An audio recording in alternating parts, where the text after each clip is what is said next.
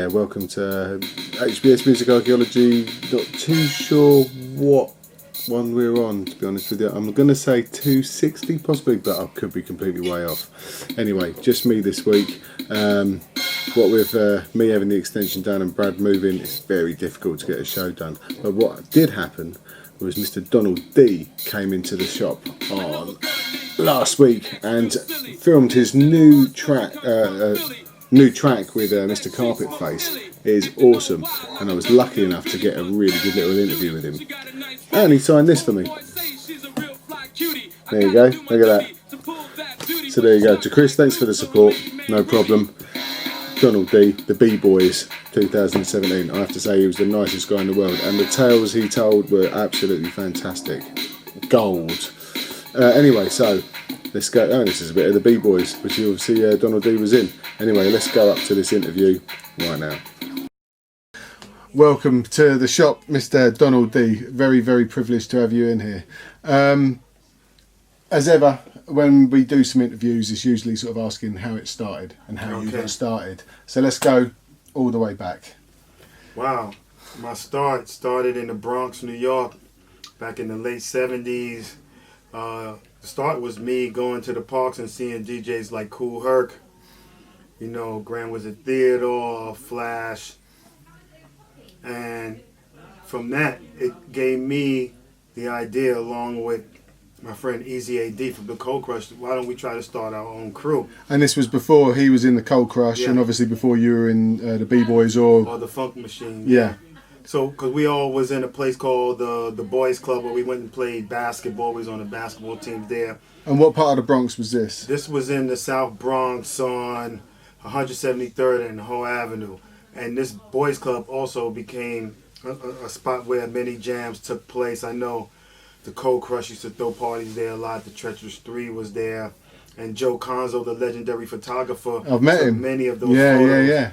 in that Boys Club. So it was a place to keep the neighborhood kids off the streets and have something positive to do. Sure. So how it all started with me and Easy AD, you had to have a membership to get into this Boys Club. Sure. So you had to have a card, and there was a guy who sat at the door, and when you have to show him your card, and he'll write your number down. And he used to have this giant boom box of break beats. Right. And it turned out he was mixing these beats himself, and his name was DJ Rashid. Okay. So he asked me and Easy AD, do we know how to rhyme? And obviously, we didn't, but we told him yeah. So the next thing you know, we was at his house, and he was cutting up beats, and we was rhyming and stuff. So it took us going to see other groups performing to really get to understand it. So we would go to parties of the L Brothers and, you know, the Grandmaster Flash and the Furious Five and the Funky Four, Brothers Disco. And who were your favourite at the time? Because obviously there was a lot of these crews that were out in the South Bronx, obviously the L Brothers, you know, Grandmaster Flash and stuff, but there must have been different pockets that people would have gone to. Right. Who were your favourites? I mean, back then, the Furious Five, you know, they kind of set the standard, because when I went to their parties, I saw them interact with each other. Sure. They had some of the most incredible rhymes, especially with Raheem and Melly Mel. So they were my favorite at that time as I grew in hip-hop. But then also, I loved going to the parties of the Zulu Nation. Even though they had like 1,000 MCs on stage rhyming, it was fun to hear Pow Wow and MCs like Globe and Love Kid Hutch. Yeah. You know, Lisa Lee was there, so Sundance. So for me, any party I can go to, it was a treat to just hear any of these MCs rocking the beat. And like I said before, the first MCs that I got to see was Busy Bee Starsky. Right. It's what sparked my interest to want to rhyme. I saw him at a party at 123 Park. It was the Disco King Mario, and Busy was on the mic. And I remember I ran to the store and got a paper bag, a brown paper bag. Asked the guy, can I borrow a pencil? And I kind of wrote down everything Busy Bee was saying on the mic. And it's funny because when we did our first party with the Absalom Brothers, it was inside of an abandoned building. So if people who know and they saw the movie Beach Street, they were throwing these parties inside the buildings where no Yeah. one lived in. And because the apartments were small, the people can be dancing in one room where the speakers are on. We can be DJing and MCing in another. So I will be rhyming on the mic with this paper bag. But no one Doing Busy Bees rhymes. and no one saw me doing it till it got pointed out by somebody at the party. Said, "Yeah, those are Busy Bee Starsky rhymes." And then right then and there, it gave me that the spark that I got to go home and write my own rhyme. So and that was the start. And how was it back in? I mean, obviously, you know, the Bronx is well known through films and stuff as being a pretty dodgy place back in the 70s and stuff. Is it? I mean, obviously there was stuff that was going on, but how was it? I mean, sort of like growing up there, and obviously sort of like with the evolution of hip hop and stuff, and the gangs and stuff. When I look back, I mean, yeah, you had the gangs, the street gangs. I remember being younger, and there was the Peacemakers, the Black Spades, the Sinners, the Javelins, Savage Skulls that just ran New York. But I always still remember that New York was like a war zone. All the abandoned buildings, the vacant lots. And what's crazy is in December of 2016, I was in Paris. We went for an event, and Pop Master Fable and Ken Swift was there. And during this event, they had the screening of Beach Street. Yeah. And they had us three on a panel where people asked questions. I wasn't in the film, but they had me on there because I grew up in that environment during that time. And when I looked at the film, I was telling Ken Swift, man, that's bringing back our history, our life of living in New York at that time period. And look how devastated it looked. It was like a war zone. Like they just dropped a bomb on New York, and we grew up in it. So obvious with all of that going on, we had to find something to do with our time, and hip hop helped take us out of that kind of scene to something positive. And so, I mean, moving on. So obviously you'd been found out of doing Busy Bees rhymes, Right? And then you started writing your own lyrics, and then you started your own crew with Easy AD called the Assalam Brothers. In the beginning, it was. And what sort of year was that? This was 1977, I want to say. Okay. And it was DJ Rashid, his wife DJ Stephanie, Easy AD, me, and another MC named Frank Nitty. Right. But we were local. We could not get through the door of the big time. So we kind of just did it in abandoned buildings or in a vacant lot. But our big shot almost happened. This is a crazy story. We were on the Grand Concourse in the Bronx. Me and Easy AD was walking down the street. And who do we see approaching us? The man, we was like, he was the god at that time, Kool Herc. Right. So we see Kool Herc because we had never saw Kool Herc in person. We always saw him at his parties, and we were on the other side of the ropes. So we saw him, and I approached him and asked him, can we do a party with him? And he was like, oh, what's up, young bloods? What's the name of your crew? And we told him who we were. And he said, okay, I'm going to put y'all on a party I'm doing. And it was at a club called The Sparkle. Right. So here we were, our big shot. We're going to be doing a party with somebody that's big time. And before the party took place, the club burned down.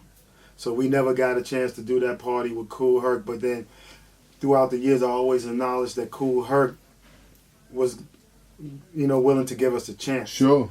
Even though he was at this level, he was willing to give some unknown group or crew a shot. Because there was time like we went to the Furious Five parties, and me and Easy AD would beg Mel and Creo and Mr. Ness and them, let us get on the mic and say a rhyme and at the Black Door, and they looked at us like, yo, crazy, man. Who are y'all? So, I looked at it that we had to pay our dues. Of course. You had to go through that and just getting in there. So all that changed a year later when I joined forces with Africa Islam. Right. Okay. And did you know him already? No. No? I didn't know Africa Islam. I saw him do parties.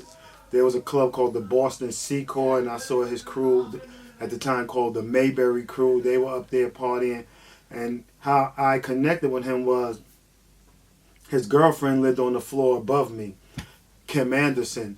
And she used to see me rhyming in the local center in the Lambert Houses projects, and she was like, my boyfriend is Africa Islam. And I knew it because I used to see him walking in the building, Yeah. but I never said nothing to him because I was too nervous, because I was like, these guys was like our heroes.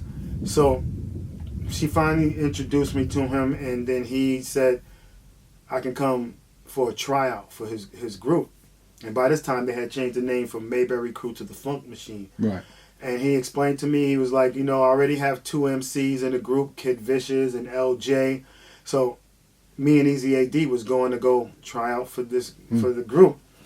And it took place in DJ Superman's house, who was another DJ part of the group. And down in the basement, it was Jazzy J. They put on the disco version of 7 Minutes of Funk. Asked me to rhyme. I did it. I think that record was over 15 minutes long. Yeah. So I had to pull out every arsenal of rhyme I knew. And then they asked Easy. Busy Bees. No. At that time, I was on my own planet.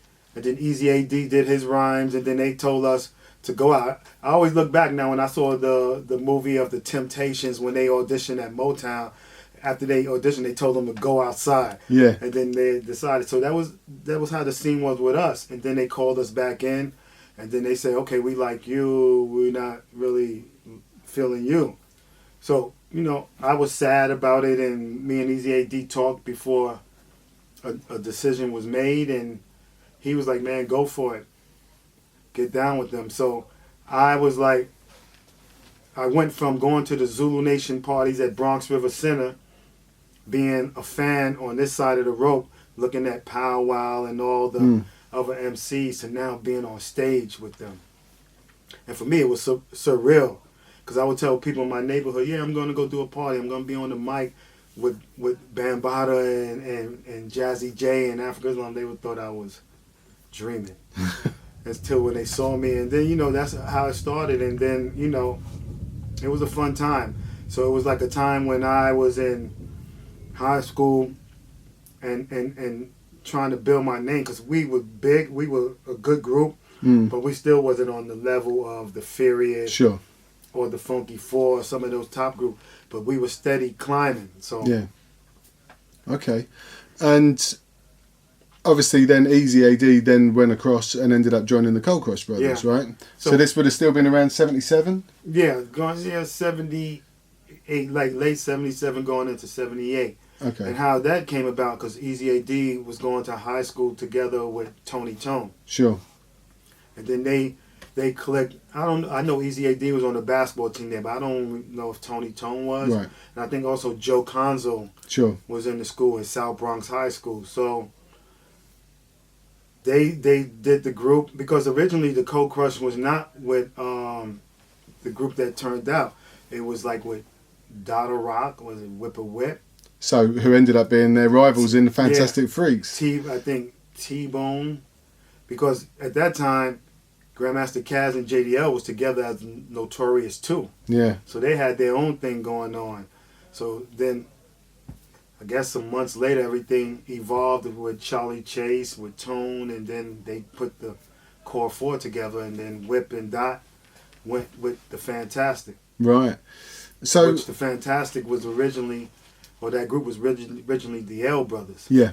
And when you look at the lineup of the L Brothers, first it was Kevy Kev and Master Rob, and then Busy B also was in that group. Kind of like Busy kind of floated. Yeah, I've read that one before, group. that he floats, so he never really stuck with one group. He just sort of, yeah. And then he floated around, and then they brought in Whip and Dot, and then Ruby D came in. Right. So I remember Ruby D carrying crates. Right. And then when I heard that he was on the mic rhyming, I was like, wow. So, So how long was it before, so how long were you in Funk Machine then, before you ended up... From, I want to say 78 to 80. Right. When, I don't know, the group just started breaking up. Like LJ was the first to leave the group, and then Kid Vicious. So it kind of like, and then Jazzy started getting more into music production. He went and did all this stuff with Def Jam. That he did the first early recordings with Tila Rock and all that stuff. And then that kind of left me and Africa Islam together. Sure. Because at that time I was in the group doing the music, but my main focus was baseball. I was that baseball guy. I had the focus of being a professional baseball player. Right. In high school, I was a really good baseball player, so I kind of stopped doing the music for a while up until when Africa Islam told me about the Roxy's. Mm. And I was like, they playing hip-hop music downtown? Sure. I was like, no way. Because for a while, they all was going down there to the clubs, Nigel and Danceteria, Bam, and DST and all these guys. But I kind of just stayed in the Bronx. Right. And then one day I went to the Roxy's and saw it with my own eyes, and I was like, yo, this is crazy. Right. Going into the club, and I'm seeing like David Bowie and The Clash, Billy Idol, Malcolm McLaren, all of these different people from other genres of music, part of the hip-hop culture. Yeah. Yeah. So right then and there, I was like, oh man, this is something I got to be involved in. So I started going down there, and I would be on the mic with Africa Islam while he was cutting the beats. And also Madonna was there. And I remember when she was trying to give him, Africa Islam, her 45 to play her records, and he was like, nah, it's going to kill the dance floor, because they were records that no one knew, and it turned out to be her early big hits. Probably worth a fortune now. Yeah. So, you know, it was funny. Also, Debbie Mazar, who became an actress in many movies. Also, she was in the Graffiti Rock documentary. So, I mean, a lot of, it was just then you got the whole legendary graffiti artists. It must have been an incredible time. I mean, just having that whole scene that you had been part of cultivating, and all of a sudden it's now sort of blown 5 boroughs wide almost. I don't think we all seen it going to where it went, Mm. because it was all innocent to all of us. Sure. You know, when you seen Keith Haring there, or Ramelzi, or Phase 2, or any of the other legendary painters, Fab Five Freddy. Yeah. So, you know, we never visioned it was even going to come to Europe. Yeah. Oh, it did. did. Get to Japan or Asia. We didn't see this. No, you are. I suppose you wouldn't. As pioneers, you're never going to see what's ahead of you, you know? And then it just took, just little things. It didn't, also not to leave out Cool Lady Blue, because she played a big part into it, helping to get it over. And she was an English girl, wasn't she? So from London. Yeah. And she was with Fab Five Freddy, and she started the early clubs with him, and then they put together the whole Roxy thing. And I think also she played a big part with Freddie of bringing Debbie Harry into it, and that's how she did the Rapture song. And kind of like Freddie took her around the parties, and that's how she wrote her song about what she saw at the parties, and when she saw Flash spinning and the MCs rhyming. And so we see how it evolved. So we saw that it can be taken a whole nother path. And so what did you do? I mean, obviously you'd gone downtown, you were playing with Africa Islam in the Roxy and all of these other places. Obviously Rapper's Delight had come out in 1979, so people kind of knew that, hey, this can actually be put on record. Flash had started. When did you start thinking, well, maybe I could get on wax here? Well, in the beginning I didn't think it, because when we first heard Rapper's Delight, we were like, who are these guys? Yeah. We never saw them at any parties. Yeah. So we was like, this is a made-up group. But then we all heard Kaz's rhymes on the song. So we thought, Kaz? But then I'm like, that's not Kaz's voice. So it was all strange to a lot of us. And then in the beginning, no one really accepted the Sugar Hill Gang. But then they played a big part of opening the door for all of us. Because within months you had that can make super rapping, rapping and rocking in the house, all of these, So actual, Bronx, exactly, yeah. That labels felt that they can help these rappers, I won't say make money, because everyone got... No one made money. No one got publishing and anything, no royalties. But it opened up the door. So my whole thing at the Roxy's at that time, I wanted to record with Celluloid Records. Right. Because at that time, Phase 2 had the song At the Roxy's. That's right. And I loved it. And I was asking him, so how you did this? And he was telling me about about Celluloid Records. And then... They were actually a French label, weren't they? Bernard in Paris. So the thing was, he was like, well, maybe you have to talk to DST. because at that time DST played a big part of the production Sure. within Cellular Record, but the DST was like, But he also had a couple of his own tracks on so Celluloid. he was busy with his Infinity crew and what he's on, all his crazy cuts. He's like, in time, give it time, we'll do a song with you. And you know, because I also loved the song that Freddie did, the Change the Beat. Yeah. So, and then Bam with the wild style and all of that. So that chance never came because we wound up having the Zulu Beat radio show. Africa Islam wound up getting that. And then I was an MC on that show. And kind of like Vintertainment Records beat Celluloid to the punch. Right. Okay. Came up to the radio show and asked me to make a record. So that changed the path of me trying to be part of Celluloid's family. Right. And how was it with Vintertainment? Because, you know, there was a few good tracks that came out on Vintertainment. Yeah. I mean, in the beginning, because, you know, when you get into it, you don't know the business. Yeah. Like they said, it's called the music business, but all we wanted to do was make music. So we went from there, and, you know, it kind of was a education of teaching us how to go in the studio and record. Because up until then, we did parties where we can get on a mic and just rhyme for hours. So now you had to go into a structural situation of, you know, writing in bars and putting a hook. And I didn't really understand that at first. And then, you know, once he showed me, I was like, okay. So, you know, we did 2-3 Break and Rock the House, and Cut and Herbie was the first recording. Yeah. And how did they go down? Because obviously they were picked up straight away in the UK as well. Which we never knew about. Which you never knew. And I'll tell you that story, how we found out. But the whole thing with the Zulu Beat was because I was rhyming with Africa Islam, I assumed that Vincent Davis wanted to do Africa Islam and Donald D. Sure. But he was like, I already have a DJ. He had the vision of the group called the B-Boys, and he had a DJ called Chuck Chillout. Right. So after I spoke with Africa Islam, he gave me the blessing. He's like, yo, go out and make your music. And I always say, okay, I got the blessings from 2 different people, because before it was Easy AD telling me, yo, get down with this crew. Sure. And now Africa's telling me, go and do this. So, you know, I did the songs with Chuck Chill Out, and it was cool. So, you know, it was a nice little family there. You know, then Dougie Fresh came on board, and that's right. Yeah. You had Joeski Love came, and then Red Alert came, and then it kind of went with some R&B. Keith Sweat came, and then what was the other group? And you know, what was they called? They had a song called Too Hype. Oh. During the New Jack Swing. Yeah. In Touch. Yeah. In Touch. So, like you said, our music was big over here, but we didn't know that. Sure. That it was big over here, till I found out years later when I came over here and toured with Rhyme Syndicate. Right. You didn't know all that time? All that time. That your tracks had actually been comped back in 83, 84. And, right, okay. Didn't know. And then it's funny because when I eventually met Morgan Carn, he said that he sent Vintertainment requests for us to be part of their UK Fresh back in '86. Right. And he never got an answer. So I always thought maybe Vintertainment didn't want us to be here, because then we would know our music was over here. Right. And then we would be like, where's our money?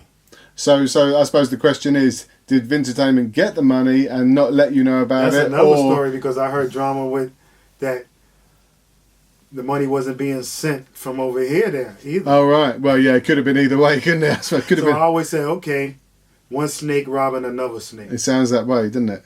So it turned out even. So, I mean, it would have been nice to have been over here in '86. Yeah. Because when I saw the footage and I saw a lot of the groups that was over here, like DJ Cheese and... Well, Grandmaster Flash and Bambata and I don't know if everything. it was Tila Rock. I can't remember all the there artists. was tons of them. But they were here at the UK Fresh. I think Roxanne Shante could have been. Yeah, Real Roxanne, definitely.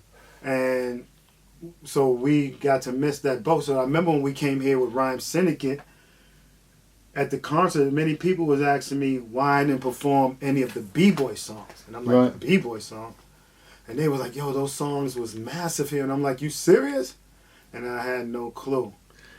And then, you know, when I started talking to the hip-hoppers here, they was like, but we knew about you even before the B-Boys. We knew about you from the Zulu Beat radio show because the tapes made their way Yeah. over into the UK. So I was like, okay, I had a following before I got here with Rhyme Syndicate. So I was like, okay, cool. So at the end of the day, after when I got back to New York and I was telling Brother B about how our music was so big over here in Chuck Chill Out, and like they had no clue. Jeez. So It's amazing, isn't it? the UK didn't get to witness us back in our younger days, but in 2011 we were at the Street Sound 2011 UK Fresh, and they got to see the original core with us. So it was kind of fun. Yeah, I'm sure. So going back to, obviously you were in the B-Boys, you'd had some success, obviously, you know, people had been sort of like mixing and sampling Rock the House and One things of the like most that. sampled Totally, phase Yeah. in the music industry history. So what happened then? What happened from the B-Boys with some good tracks Right. to then going all the way to LA? Right. I mean, with How the did all this B-Boys, happen? because after the success of, you know, we did Stick Up Kids, we had Girls 1 and 2, so that was the plan to do an album. But the album never came about. So it was a strange situation. We weren't recording, but we was officially still so-called signed to the label. Right. To where we couldn't do anything else. So basically we were in limbo. Through that, Brother B left the group. Chuck Chill Out kind of went off doing his own thing. So I was left with, okay, what am I going to do next? Because during the B-Boys days, like when you look at it, if you were a company and you have the person that, the CEO of the company, also is the manager of the group, kind of was like your lawyer. He kind of had his hand in everything. So if we have a problem with the label, who do we go to talk to? Sure. And I remember at that time, the song Girls was so big that Heidi Smith from Rush Management approached us at a party about us signing management with Rush. Right. And That'd have been very different. And when Vintertainment got hold of that, he kind of shut it down. Right. Not letting us mingle with them, not letting Joski Love sign. And that was a way, because now if we had management, there was no way he can jerk us on our royalties of sale. But then eventually we would have signed management with Rush. We probably would have eventually left Vintertainment and joined the Def Jam family. Yeah. And then I did not realize how big of an influence our records was on some of the artists that was part of Def Jam. Well, yeah, because the B-Boy stuff was pre-Def Jam, wasn't it? I mean, you know, things like Tila Rock, It's Yours came out ever so slightly afterwards, so it would have been influenced. The drum hits and everything would have been influenced. Well, I mean, Stick Up Kid was kind of, Vincent Davis copied that pattern after LL's I Need a Beat. Oh, really? Okay. Because I remember Chuck Chill Out saying, yo, LL was mad that, you know, bit his beat. But for us, we didn't know because we didn't do the production. Sure. There was a dude named Guy Vaughn who did most of the drum programming for Vintertainment. So I didn't know how big our music was within some of the other hip-hop artists till Jalil told me from Houdini. He was like, yo, you don't know how many times Run DMC and LL and them will rewind that song and be like, yo, this is the illest. Why these guys are not on tour with us? Right, okay. And I remember we were doing an interview on Spectrum City. Mm-hmm. Remember, that was the radio show that Chuck D had. That's right, over in... And I remember it was a question asked, so what is your future on tour? And I said, I think we'll be eventually on the Fresh Fest. Because we know we fresh.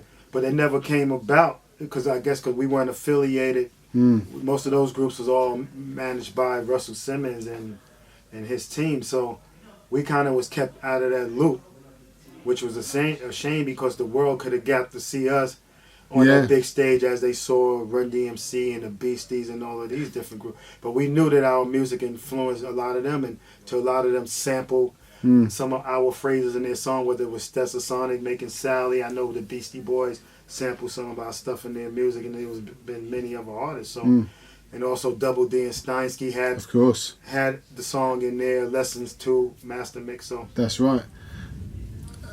This is going to end in a minute, but let's keep on going. So to get to your point, with the B-Boys, when we were still signed and I could not record, we had a group called the Zulu Kings. So Africa Islam got a deal with Spring Records, and we had, they had the thing to record songs called Cars, The Beach, That's right. and Zulu Kings, but I'm not on any of those recordings because of the BS that was told to me that I could not record. Right. And so Islam had already gone to Los Angeles at this point then? No, at this time he was still in New York. Okay, so he recorded those tracks in New York. In New York. Okay. Everyone was in New York. Ice-T came into New York. Okay. And recorded in New York. So I didn't have no record deal. So during this time, 1987 rolls around, and I was at a club, and this record company this guy come up to me, and he had a label called Rockin' Hard Records. Mm. And he's like, it's a little label out of New Jersey, and he had an artist named YZ on the label. Yeah. And he asked, do you want to make a record? So I went in the studio and I recorded a song called Outlaw. And on the B-side was a song called Dope Jam. So you went over to LA basically to sort of like help out Africa Islam? No. So, all right. Because you were looking after his flat, right? In the Bronx. So, 87, I recorded with this company, Rockin' Hard Records. I put out a 12-inch. And it made some noise in New York. I know Red Alert and Chuck Chill and all them supported it on radio. And around that same time, Scott LaRock got shot, and I remember they were having a big concert at Madison Square Garden, and it was a Def Jam concert. LL Cool J, Public Enemy, Houdini, and groups like that. And Boogie Down Production was on this show, and I remember telling DJ Chili D, man, because that was I paid to get in that concert, even though I knew a lot of the guys that was on that show. I did not want to go to them and say, yo, hook me up with a ticket to get in or a backstage pass. And I told Chili D, I don't know what it's going to take, but next year we got to be on a tour where we're in arenas. Some way, somehow, it has to change. So through that, when Ice-T and Africa Islam had called back to the Bronx about wanting to know the situation with Scott LaRock, Ice-T told me about Rhyme Syndicate, the plan to do Rhyme Syndicate. And then all that started, and that was my path to going from the Bronx out to Los Angeles. It must have been a hell of a change. I had already been there, and I saw the scene of L.A. I had been to Radiotron. And to me, I liked it because I always said, living in the Bronx, you have all these tall projects, and it hides your vision. You can't see beyond these projects. Sure. I got to L.A. and I saw all this wide space and these beautiful palm trees, and the sunshine, and the ocean. And I said, look at the vision you can see. It's a bit of a no-brainer, really. And I said, that's for me. So I go to L.A. And so you did you go there just to do some work, or did you go there purposely to live? No, I went there in the beginning to go record for the Rhyme Syndicate Coming Through album. Right. I went, recorded it. DJ Chili D went out there, and then we went back to New York. But while I was there, I kind of met a girl there. And we kept in touch. And it's funny because this wouldn't have never happened if I went with my original plan. I remember we were going to go out to a club that night, and we went to go eat at a place called Fat Burger, right? Which you probably heard the Beastie Boys mention in their song before. And after I ate there, I got a stomach ache, so I was like, yo, I want to go back to the hotel, blah, blah, blah. And then Darlene's, Ice-T's girlfriend at the time, was like, oh, come on, D, just go to the club and have a few drinks and you'll be okay. So I go to the club, and then I met this girl there. And then we kept in touch, and then right at the time when Ice-T was telling me about the whole Rhyme Syndicate thing, I still didn't have the vision of moving to L.A. And then talking with her, I kind of went out there, and then once I got out there, I saw that, man, I was too far away from where Ice-T and everybody was, because I was still in that New York state of mind. Oh, I could take the bus everywhere. Even though California didn't have subways, I could take 5 buses to get to Hollywood, because I was living in Long Beach. Right. And after a while, it got boring back and forth, and I would ask, like Ice-T or Evil Lee, can y'all come pick me up? They was like, yo, that's too far to be driving there to get you, come back to Hollywood to have to take you back. Then we go back, right? And with the traffic in L.A., it was crazy. So then so I got out there in March. That summer, so Ice-T was working on the Power album. We made a song called The Syndicate. And then right around that time, Ice-T was one of the artists that was picked to go on the Dope Jam tour. So that became that arena tour that I told Chili D about. And when I saw the lineup, I was like, Eric B. and Rakim, Kool Mo D, Dougie Fresh, Boogie Down Production, Biz Markie. I was like, man, we're going to be on tour with these dudes. So, you know, at the time, I mean, I didn't have none of my music out, but I had that song I did with Ice-T, The Syndicate, that we performed in the show. But then also, Ice would include that I could do some with girls. So I would flip some of those lyrics, you know, because it was not so far from 85 and then Dope Jam towards 88. So that was 3 years span. So people still remembered girls, that song. So through that tour, I wound up getting my record deal, and that's when I started writing the Notorious album while we were on the Dope Jam tour. Right, which was an amazing album. I mean, it came out in 1989. Yeah. And straight away that it hit. People already knew you from being in Rhyme Syndicate and from in this country from the B-Boys, even though you didn't know that. Yeah. And how did it go down, that album? It was good. I mean, Africa Islam. So what happened was, Ice-T was coming over to do a tour here in Europe. And he gave me a choice. He said, yo, you can come to Europe and be on a tour with me, or you can stay in LA and work on your album with Africa Islam. I said, I'm going to do my album. So he wound up bringing King T, came with him, and Bango came with Ice-T and Darlene the first time Ice came over to Europe. And by the time he got back to LA, that album was done. We went in the studio and knocked it out. Cool. So, and the rest was history. So then that summer, I did it. Then the wintertime rolled around, and we wound up going on the Bring the Noise tour with Public Enemy. Right. So things just blew up. So the tours started coming to no longer were we in these little dingy clubs. So now we were in like a 20,000 seat arena. Yeah. Going into cities, meeting, like not only seeing all the hip hoppers, but seeing, like, connecting with professional basketball players. I remember we were in Chicago, and backstage I see Michael Jordan and some of the other B.J. Armstrong and all these guys from the Chicago Bulls.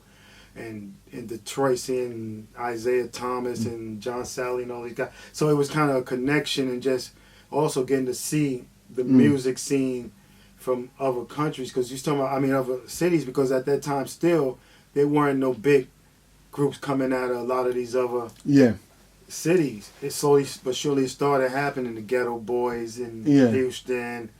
And it was just not so many. It was still a New York and California thing. That's right, yeah. So it wasn't really branching out that much. So. And so how long were you with Syndicate? So officially from, I guess, when we did the first album was 88. 88, then it kind of like started to disband more like in 97. Right. When everybody kind of started going their own ways. You know, no one had to deal. I think it kind of started when everybody lost their record deals during the Cop Killer thing. Yeah, I'm sure. Through all that saga, Warner Brothers dropped their whole rap department. Yeah. So it didn't just affect. So you're talking about that time on Sire, Ice-T was there, I was there, Bronx Style Bob was there, but it wasn't just us. Big Daddy Kane was on the label, Biz Markie, you know, the whole Cold Chillin' thing. So all of us had no record deals at that time. Sure. And I suppose hip hop was also changing a little bit towards the late 90s as well. It was, you know, the generation of people that were listening to it were listening to other things, or they'd gone into different, you know, or they'd grown up or something. So you had different people listening to different types of hip hop, and a lot of young new acts coming through as well.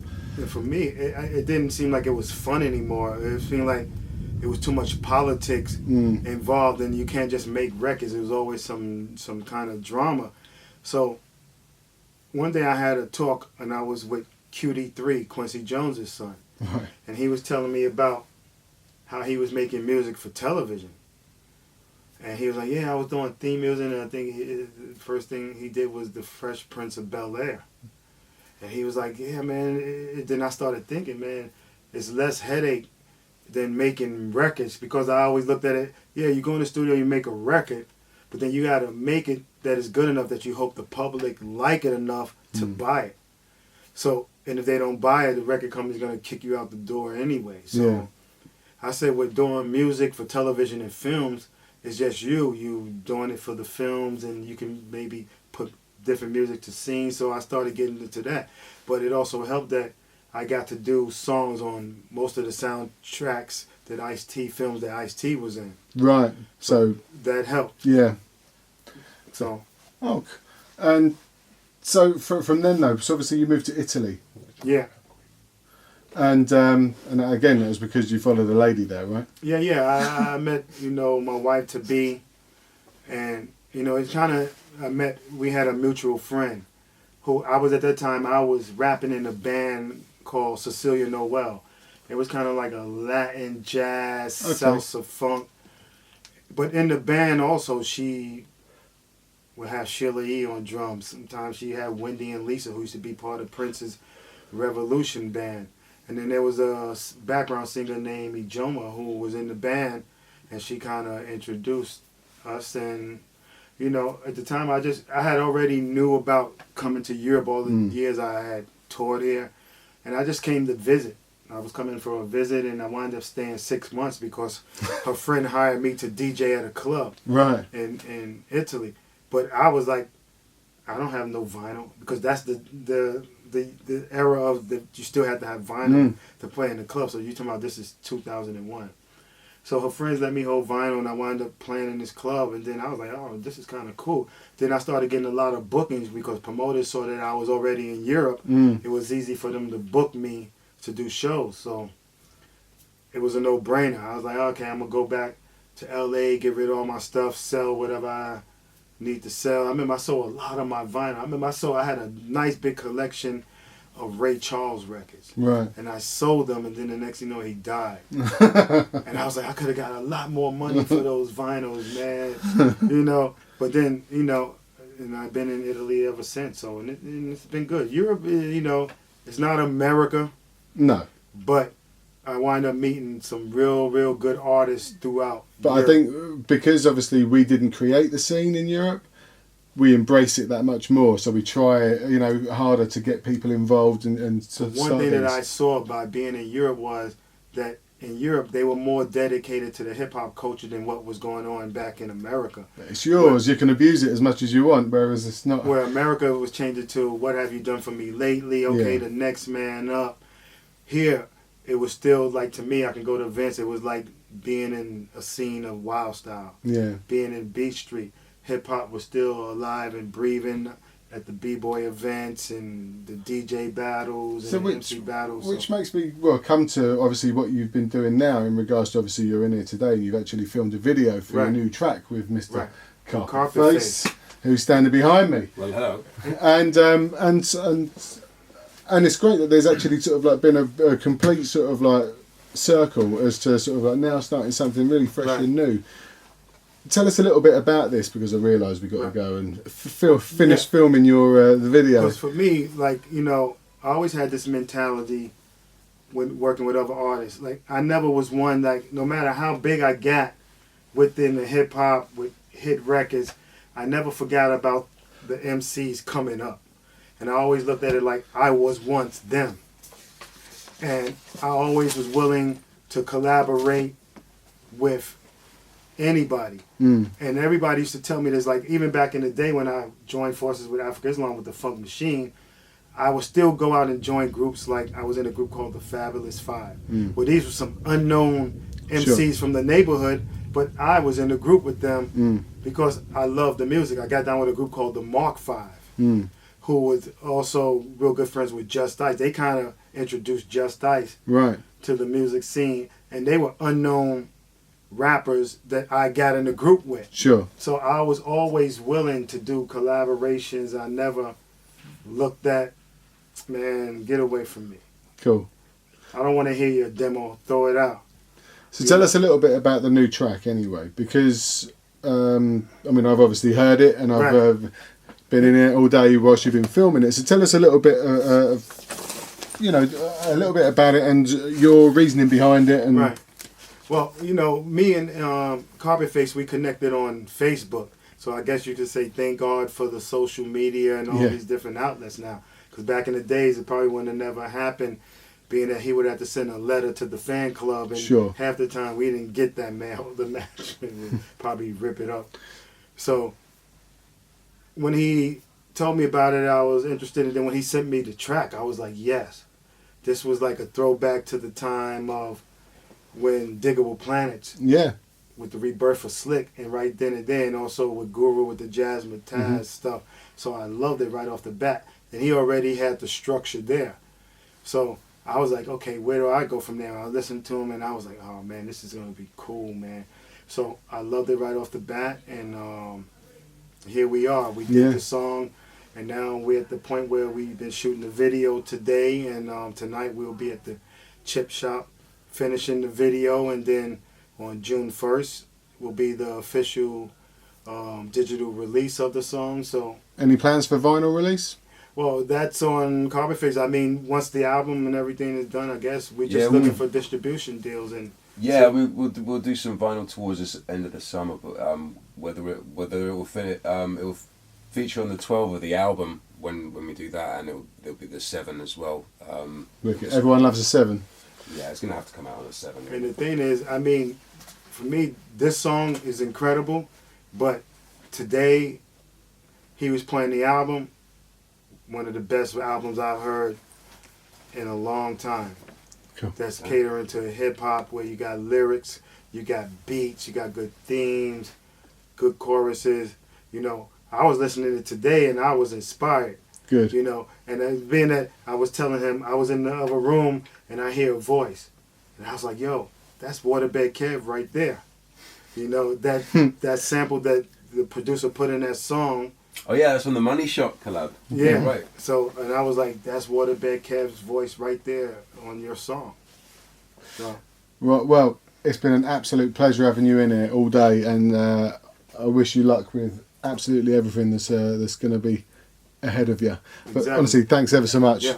Cheers. And I want to also plug in my new stuff. Yeah. That I got the Donald D new stuff. I got a double album I'm in the works of producing called Back to the 90s. Right. Where I'm digging through my SB 1200 of this only beats that I made in that 90s period. I don't want to make no beats that I'm doing today because my mental state of mind might not be thinking of programming like that. So I got like thousands of floppy disks, and I'm gonna do a double album and get different MCs to join in on collaborations and put that out. And also I've been doing stuff with a singer from America who lives in Switzerland named Linnell Brown. Right. Me and him, and then I got stuff with my boy Dynamax, a group called the Bronx Syndicate that we've been putting out releases. And then with DJ Supreme, we're doing a thing called the Rock Syndicate. You know, so there's many things on the horizon just to keep the interest of the music. Sounds amazing, all of it. Yeah. Well, we'll be plugging it all on our show anyway, so yes. Brilliant, fantastic. Thanks again. And thanks for the invite. Love it. My pleasure. Yeah, there you go. That was the man himself, Mr. Donald D. And this is the man, Mr. Donald D, from the Notorious album. Signed as well. Yeah, Donald D from 1989, Rhyme Syndicate Records.